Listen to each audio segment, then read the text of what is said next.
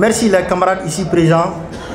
Et au regard de tout ce qui vient d'être dit, je souhaiterais attirer l'attention du plus haute autorité du pays sur les recommandations du collectif.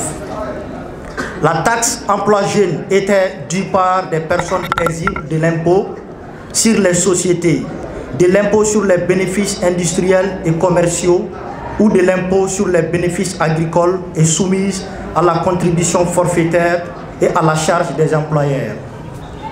La taxe emploi jeune était fixée à 2% et est résolue et est calculée sur le montant brut des rémunérations, des traitements, des salaires, des indemnités et d'autres rétributions payées à l'ensemble du personnel d'une entreprise, y compris la valeur réelle des avantages en nature.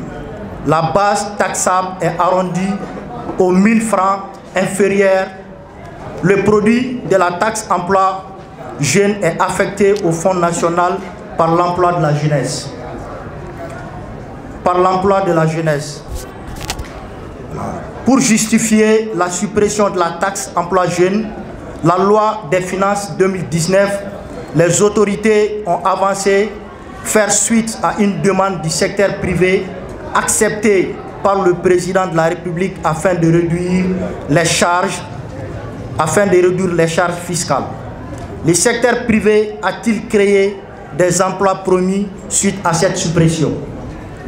Cependant, la taxe n'est pas une charge fiscale mais un mécanisme de répartition et de la contribution forfaitaire payée par les contribuables. Nous nous demandons si les autorités n'ont pas été induites en erreur.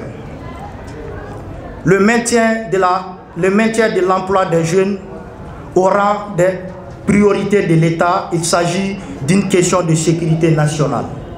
La rémunération et le renforcement de la taxe emploi jeune, conformément aux résolutions de l'Assemblée nationale, des Assises nationales de la jeunesse et du dialogue national inclusif.